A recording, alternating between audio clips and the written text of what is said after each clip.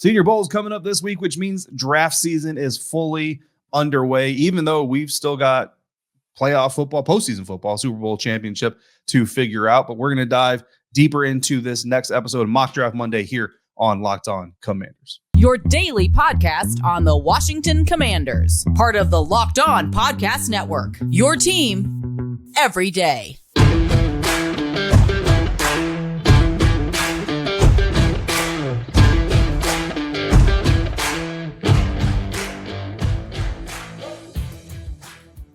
Welcome in, Commanders fans, to the Locked On Commanders podcast, part of the Locked On Podcast Network, your team every day. We are your daily podcast covering the Washington Commanders, free and available on all platforms, including YouTube and the WUSA 9 Plus app on your Roku or your Amazon Fire Stick. And we thank you for making us your first listener, your first view every single day. I am David Harrison. My co-host is Chris the Rooster Russell, sitting right next to me, usually sitting next to me in the press box. We're in the off season, so credential media everywhere. We're sitting at home and we're sitting in our offices, but Chris is still sitting in the radio booth where you hear he and Pete Medhurst on Team 980 every Monday through Friday, 9 a.m. to noon Eastern time, or anytime you want to, regardless of what Chris has going on, if he's sleeping or not, via the Odyssey app. And you can find me on Commander Country, where you won't hear me, but you can read my somewhat legible English as a writer for Sports Illustrated's FanNation. Just be happy I don't write those things. I type those things. Because then you can actually read it. Well, yeah, you're doing yourself a disservice. You're doing a fine job. Make sure you go read all of that out, and Commander Country will have you covered on SI.com's FanNation. We'll cover all the news surrounding the Commanders organization, David, and as you know, there is news 24/7, 365 usually, and we'll react to the conference championship games on the next edition of LOC. Plus, you'll be in Mobile, Alabama for that next edition at the Senior Bowl, and Locked On will be there as well. So just so you guys know, we'll have you covered. Again, we're going to do a focused mock draft episode today, and that episode is brought to you by Prize Picks. Prize Picks is daily fantasy made easy. Pick between 2 and 5 players, and if they score more or less than their Prize Picks projection, you can win up to 10 times your money on your entry. First-time users can receive a 100% deposit match up to $100 with the promo code Locked On. That's prizepicks.com with the promo code Locked On. So as we mentioned, we're going to do just a lot of mock draft. Mock Draft Monday is here, baby, and away we go. And of course, the preeminent godfather, if you will, of the mock draft and NFL draft industry, Mel Kiper Jr., released his first mock draft, first round, and projection late last week, David. And we're going to put the link up, of course, to it. But Kiper chose Broderick Jones at number 16 for the Commanders. And why might that name sound familiar? Well, A, if you like college football, one, you know that he's the starting left tackle for the national champion Georgia Bulldogs. Number two, if you were watching last Mock Draft Monday, that's ultimately the guy that I chose when we did our mock draft simulations, because I moved him up from, I think, 22 or 23 in terms of the rankings to 16 because I felt it was much more of a need than even corner, which is going to lead us to this discussion.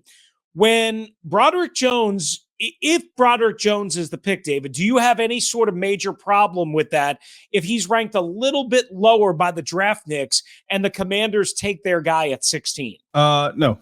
I mean, the expert rankings don't really apply when it comes, right. And Martin Mayhew last year during the draft weekend made that abundant. Like pretty much, I think every single pick after every day, the press conference, he made a point to say, doesn't matter where people have him ranked. You know what I mean? You don't know what we need, but I think it's, look, it's telling that when you look at the mock drafts right now, the first 16 picks in Mel Kiper's mock draft. And honestly, this goes even further, actually. If you want to continue scrolling down, you're really getting to the first 18 picks before you don't get to a guy who's just a pure pass rusher on defense. But you have either a passer, pass protector, playmaker, or a pass rusher. Like even your interior defensive lineman that the Philadelphia Eagles are taking is as high as he is because he's big, but he's also a very effective pass rusher.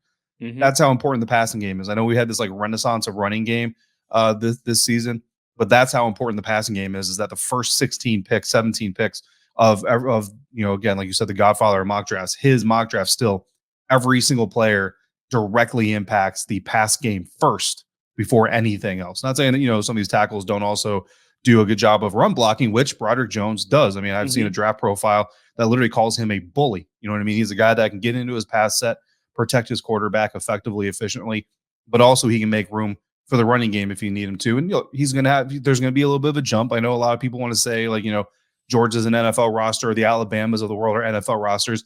In reality, they're not. You know what I mean? They have maybe 5 or 6 at the most NFL caliber players year one, as rookies, and that's not even the bulk of their players. So if you were to put the Washington Commanders up against the Georgia Bulldogs, Commanders would wipe the floor with them, and that's okay, because that's why you have amateur sports and pro sports. But Broderick Jones is absolutely an NFL level offensive lineman. Now, whether or not he becomes a starting caliber left tackle, that's still to be determined, but he certainly has what looks like all the tools to do so. Yeah. And here, and I agree with everything you just said. And oh, by the way, just because he played left tackle in college doesn't mean that's where he'll initially start or really land, quite honestly. I mean, we've seen all sorts of examples here. I mean, Brandon Scherf played left tackle at Iowa, started at right tackle here in Washington 2 days into training camp. His first, he was switched to right guard and then made a bunch of Pro Bowls, and that's where he wound up. That's just one example. There's obviously Sam Cosmi, who started at right tackle, could move into right guard. Here's what Kiper said. I want to get your reaction. He said about the Washington Commanders, here's yet another team with quarterback issues. Duh. As the Commanders traded for Carson Wentz, which cost them their third rounder this year. Now they are projected to get a compensatory late third round pick, but again, that is projected. And then he said, but they turned back to Taylor Heineke down the stretch. Neither is likely to be their week one starter. I wonder whether they will be players in the veteran signal caller market and bring in someone to compete with Sam Howell. We've discussed that. I very much think that will be the plan. He said no matter who is playing quarterback, though, they have to improve along the offensive line. Jones is a 310-pound baller, which you just basically said, a bully, who didn't allow a single sack as the Bulldogs left tackle in 2022. I wouldn't be shocked if he went in the top 10. The reason why I kind of thought maybe he's there is because there's a couple of other left tackles in Paris Johnson and Skoronski from Northwestern that might drop a guy like Broderick Jones down, especially if the quarterbacks go heavy in the first round. And like, just for instance, in the first top 10 that Kiper puts out, he's got 4 quarterbacks going in the top 10. So hopefully that will, if you will, depress the left tackle market. Yeah, it could. Anthony Richardson, number 9 to the Carolina Panthers. That's a reach. I don't see that happening. Yeah. You know what I mean? Look, I'll be honest with you. I have a third round. Like, I don't really do a big board, so I hate saying great, but like, when I look at Anthony Richardson, like, is he really better than Desmond Ridder? No, I don't think he is. And I like where Desmond Ridder was drafted. Probably back in the second round, I probably would have targeted Desmond Ridder myself. But like, Anthony Richardson, you're a day 2 guy as far as, I mean, maybe I'm missing something. I don't know. I'm not trying to be disrespectful, but 9th overall. Chris, I make a lot of parallels between Buccaneers teams of past before they won the Super Bowl and this team. And there was a draft where there were 4, they were called the Big 4 tackles. Jedrick Wills, Andrew Thomas, Mekhi Becton, and Tristan Wirfs were the Big 4. And basically the entire offseason we talked about, the Buccaneers just got to get one of these 4 guys. And I think this year you can look at it as a Big 3. You just talked about Skoronski, you talked about Johnson, and I think this guy is the third of those guys. If you can get one of those 3 guys, then I think you're in good shape. And again, that year they were benefited by other people needing up. Now, the Buccaneers, I actually want to say they had the 15th or 16th pick in that draft. They ended up having to trade up like 1 pick with the San Francisco 49ers to get Tristan Wirfs at number 14. But that was 4 tackles. I don't know, like 3 tackles, that's a little bit of a stretch. And I'm not sitting here saying that the Commanders should necessarily trade up from 16 to like 13 to go get them. But it's going to be interesting to see how the draft evaluations and how the rumors start to come out, because 3 day 1 caliber tackles in a draft is more than maybe we usually see, but it's enough that like you could see maybe a Pittsburgh, maybe a Detroit, the Buccaneers could use a tackle. You know what I mean? They're all within range of leapfrogging the Commanders if they really want to. And of course, a team like the New York Jets sitting at 13 could certainly be like, hey, let's run this price up a little bit. Who wants to get this last tackle in day 1 and see what we can do? So it'll be interesting. But yeah, I mean, I think you have 3 really, really solid offensive tackles And like you said, whether it's Broderick Jones moving to the right side, or maybe they look at the veteran Charles Leno, they say, hey, dude, we need you to move over to the right side. I mean, veterans, they get kind of pushed into that role a little bit more often than probably they would like. But by the time April comes, you're going to get to see Broderick Jones in left side pass sets, right side pass sets. Like, you're going to get to see him, and these scouts are going to be able to say, okay, yes, he's got the mobility, the ability to kick slide, all this other stuff to play the right side if we need him to, or not, and then they'll make their decision based off of that. Yeah. And just as a final footnote to this, and obviously we'll have much more on Broderick Jones and mock drafts and so on and so forth, and what the Commanders need. Mel, just in his, again, first initial projection, has Skoronski, the offensive tackle from Northwestern, going at number 7 to the Las Vegas Raiders, and again has number 11, Tennessee, going with your Ohio State Buckeye offensive tackle, Paris Johnson Jr., who again are the other two, like we said, in that group of 3, if you will. And again, maybe, like you said, Washington might get a little nervous if Green Bay, who needs some help with Bakhtiari being banged up and all that. Maybe they go and get a tackle. Yeah. Who knows? I mean, maybe they have to move up a spot or 2 if they want to get these guys. And that's why all teams have multiple options. All right, so that's Mel Kiper's first and initial first-round draft. Of course, Mel will have much more throughout the process. Coming up, a 3-round mock snapshot and how the Commanders help themselves potentially. That is next on the Locked On Commanders podcast. And today's episode of Locked On Commanders is brought to you by Prize Picks. You pick 2 to 6 players, and if they go on to score more or less than their Prize Picks projection and you predict it right, you can win up to 25 times your money on any entry. No competing against other people. It's just you versus the projections. And Prize Picks offers projections on any sport you want to watch. Of course, they've got NFL. Of course, they've got NBA. They've got hockey, but they've also got Euro basketball, disc golf, cricket. I don't even know how to bet or how to project those things, but if you know about them, you can go make some money doing it. And entries can be made in 60 seconds or less. It's super easy, and they offer safe and fast withdrawals. Currently operational in over 30 states and in Canada. So download the Prize Picks app or go to prizepicks.com and sign up today to play daily fantasy sports the right way. First-time users, you can get a 100% instant deposit match up to $100 by using the promo code Locked On. So if you deposit $100, Prize Picks will give you $100. If you deposit $50, Prize Picks will give you $50. Don't forget to use the promo code Locked On at sign up for the instant deposit match up to $100. All right, once again, thanks for making the Locked On Commanders podcast your first listen and view of the day. Locked On is heading to the Senior Bowl in Mobile, Alabama. Get inside analysis from the hosts that covered the NFL's next generation in college and find out which NFL draft boards these players will be climbing, all in one location. Subscribe to Locked On NFL Draft for nightly live shows from the Senior Bowl, Tuesday, Wednesday, and Thursday this week at 9 o'clock Eastern time. And of course, our own David Harrison will be boots on the ground driving to Mobile, Alabama on Sunday, and will emanate our shows and content from the Senior Bowl again in Mobile, Alabama.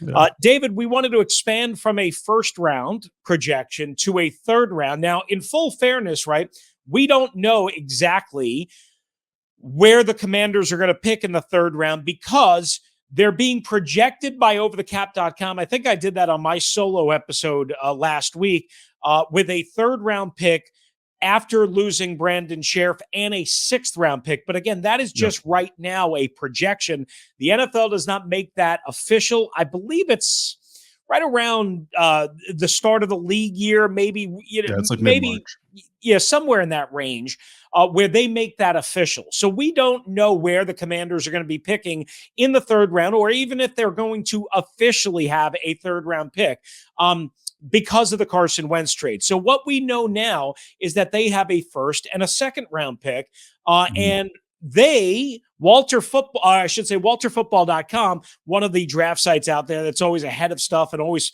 seeing what sticks to the wall, went with a little bit of a surprise, I guess, maybe, at number 16, and they went corner. Yeah, so Walter Football has got the Washington Commanders with picks number 16, and it doesn't look like there's any trades in this mock draft, so just kind of throw that out there. They go with Alabama defensive back Brian Branch, writing that the Commanders basically can't cover anyone. They mentioned that William Jackson was a complete bust as a free agent signing, which we've asked and answered. We talked about that, and that they desperately need someone new to stay with AJ Brown and CD Lamb. So here's my issue with the pick. It's not Brian Branch, but Brian Branch, to me and to a lot of other people, honestly, is a safety.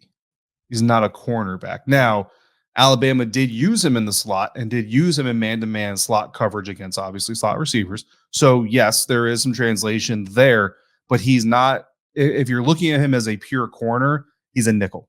Right. You know what I mean? And if you're drafting a nickel, I really hope you're not doing it with the 16th overall pick. Nickels, don't get me wrong. Nickel's important because they're essentially starting DBs nowadays, right? But when you look at the NFL, you look at Jack Del Rio's defense. What do they value really above everything else? They value versatility and the ability to play multiple looks. And Brian Branch coming in as a day one rookie is not a better Buffalo nickel than what they've already got. He's not going to replace Derek Forrest as a strong safety. He's not going to replace Cam Curl as a free safety. So really, if you're drafting Brian Branch, the only way I see him as of right now, and again, we're very early in this, fitting what the Commanders defense does is as that slot corner. And I just don't know that you spend a 16 overall pick doing that. I would much rather take a guy like Christian Gonzalez or like Devin Weatherspoon out of Illinois, who can play on the outside, can also play bigger on the inside and like say zone slot coverage if you need him to, and you go like dime or you just have like quarters coverage. You know what I mean? He's got some other things that you can do, but also then you can shift maybe Kendall Fuller into the slot when all three of them are on the field. That's just I'm with you on that. I mean, now the one thing I was thinking was in people's minds, and maybe not Walter Football, they're not thinking like this. I can't imagine, right? But are they, I guess the one justification I can provide for it is Cameron Curl is going into the final year of his rookie deal. Yeah. We think they're going to be able to get an extension done, but we don't know. Who knows how much money he's going to want for a versatile switchblade. And also Bobby McCain, I believe, is going into the last year of his deal after re-signing on a 2-year deal last offseason. So I guess that would be, and you mentioned Defoe. I mean, clearly he would be one replacement. And of course, Jeremy Reeves and so on. And maybe we're doing too many roster puzzling pieces, but this is how you have to think almost in the NFL. We have to think a year ahead. And maybe that would be the thought process in taking somebody like this. But other than that, I agree with you. And even if you want to argue, well, he can play from the slot branch right away. Well, I would argue that Danny Johnson earned, quite honestly, that slot position down the stretch.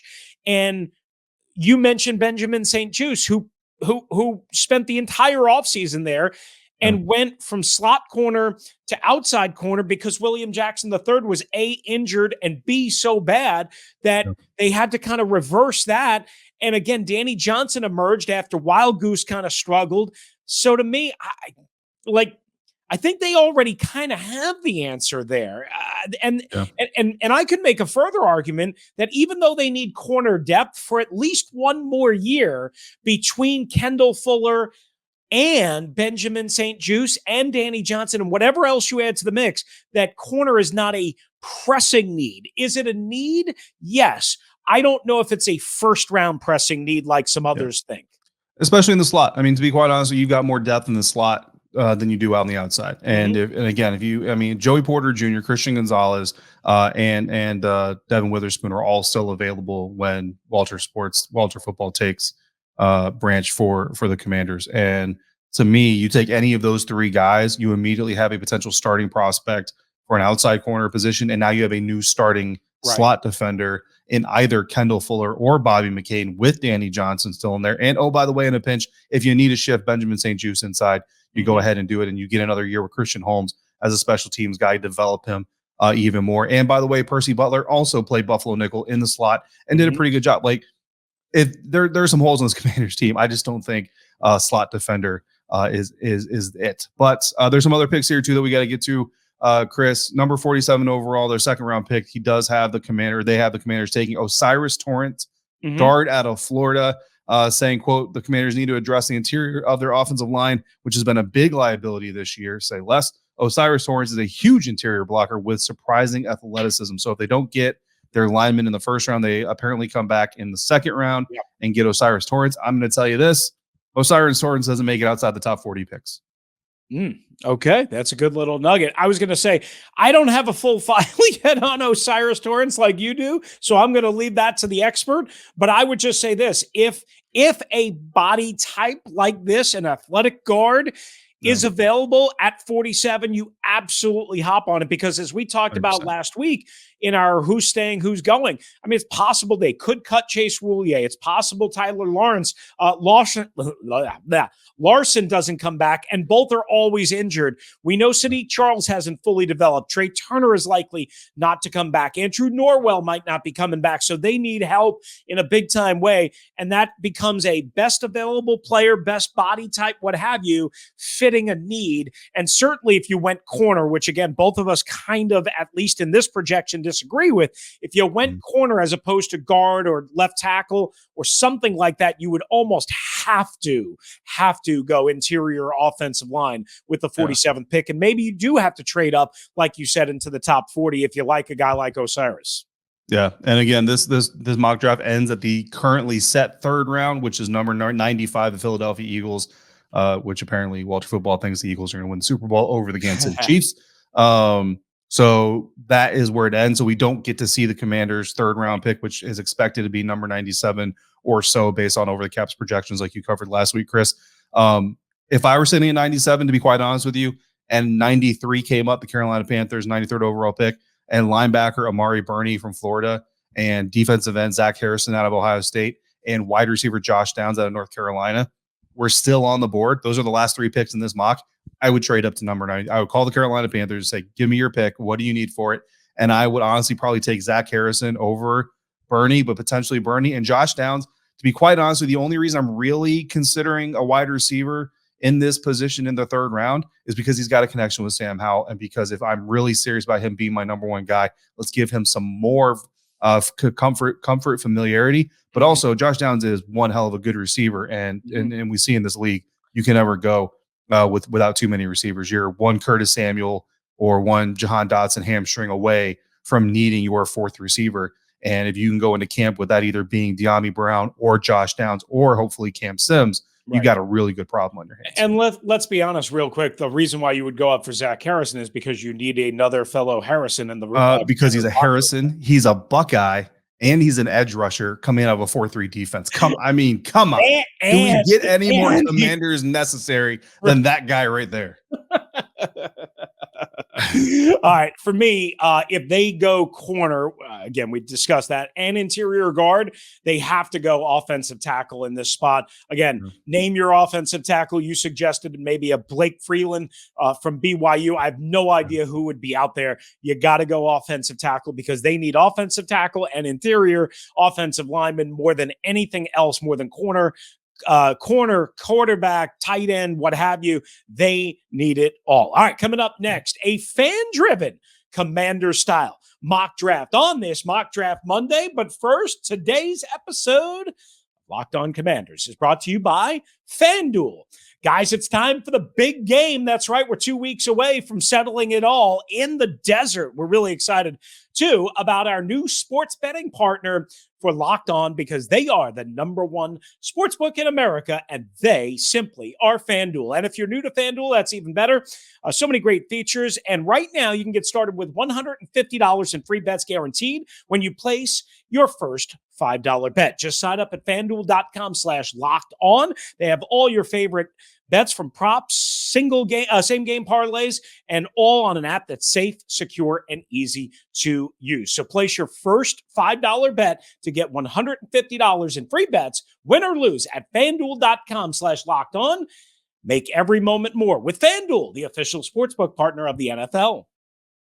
All right, guys, wrapping up this Mock Draft Monday with a Commanders fan submitted mock draft. Chris, we're going to throw it up here on the screen for all those in YouTube land. For those in audio land, don't worry, we're going to read through this for you. And this is via @GQ_Kells. That's Kells with a K and 4 Z's.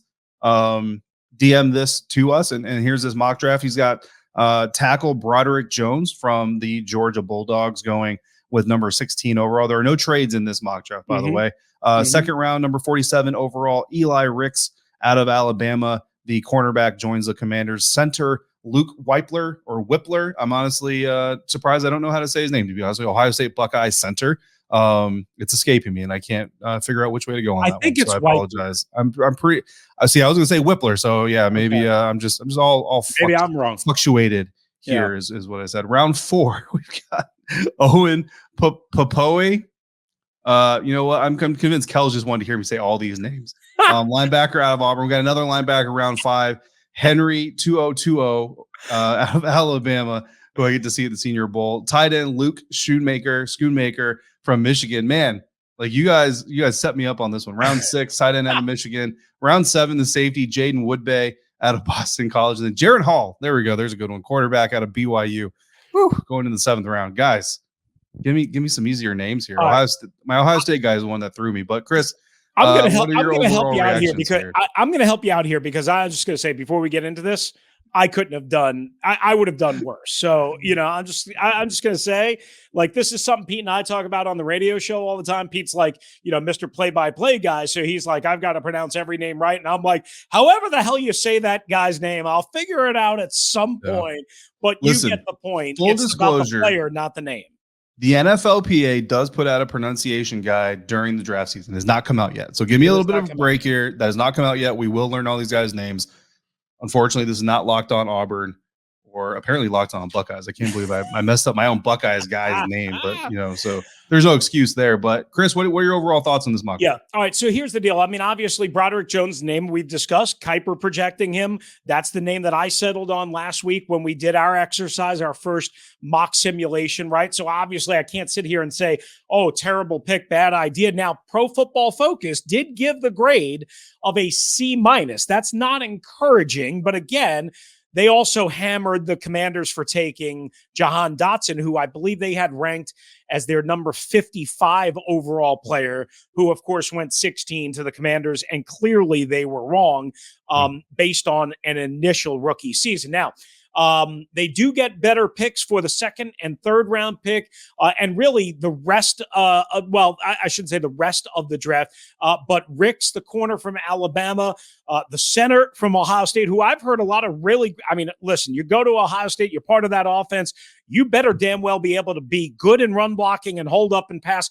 Some people think he's the number 1 center in the game. That grade got an A- according to PFF. And really the 2020 pick from Alabama, again, the linebacker, which they certainly need because they got a bunch of free agents, as we discussed last week, gets a B+. Most of their picks outside of, again, Broderick Jones is the lowest graded pick via PFF on our on this mock draft fan simulation. So I don't know if that tells you anything. It's because PFF grades. I mean, it's a computer grade, you know what I mean, and it's graded based off of their overall big board ranking. Basically, they took Broderick Jones 8 picks before their overall value. I wouldn't pay too much attention to that. I like this draft. And I can tell you that Ohio State had some issues this year, but center was not certainly one of the bigger ones. Schoonmaker, I'm a little bit disappointed because he was actually originally supposed to go to the Senior Bowl. He's now at the East-West Shrine game, which is fine, but I was kind of looking forward to seeing what he might do because he kind of reminds me of Noah Gray of the Kansas City Chiefs. I don't know how many people know him, but coming out of Duke, he went to the Senior Bowl, and when I watched him, looked like a guy who had all the mechanics and all the tools, but he definitely needed the right scheme, right system, right coach to really unlock all of it, and that was going to be the key, is did he fall into the right situation? I think Schoonmaker is very similar.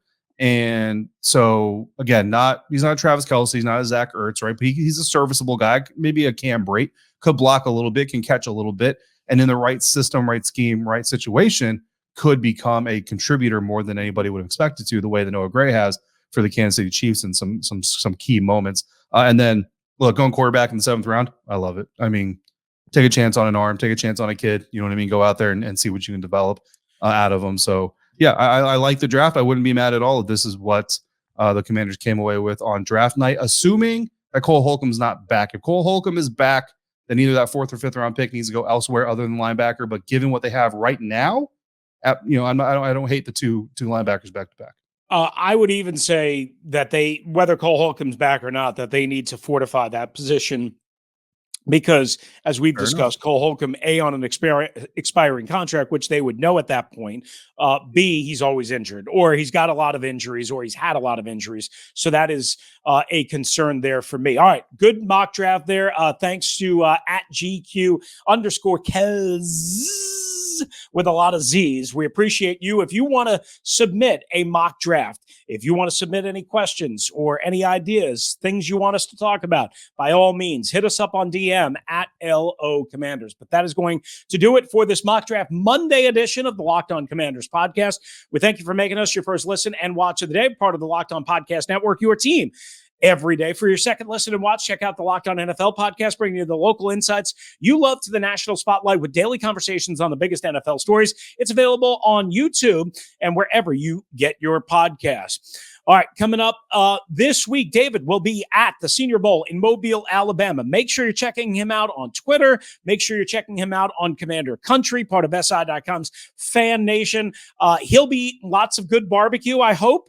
I'll be very disappointed if he doesn't. I care more about that than perhaps a sixth-round linebacker, but that's just me being too much a fan of food. But David will be there, and he will be with us from Mobile, Alabama, of course, part of the Senior Bowl. And check out all the Senior Bowl coverage as part of Locked On Podcast. If you want to join in, again, Locked On Washington Commanders at gmail.com, or again on the DMs at LO Commanders. So for David Harrison, who we wish a very safe trip to, again, check him out, SI.com's FanNation and Commander Country. I'm Chris Russell, one half of the Russell and Medhurst Show on the Team 980 and the Odyssey app. Thank you for watching. Thank you for joining us right here on the Locked On Commanders podcast.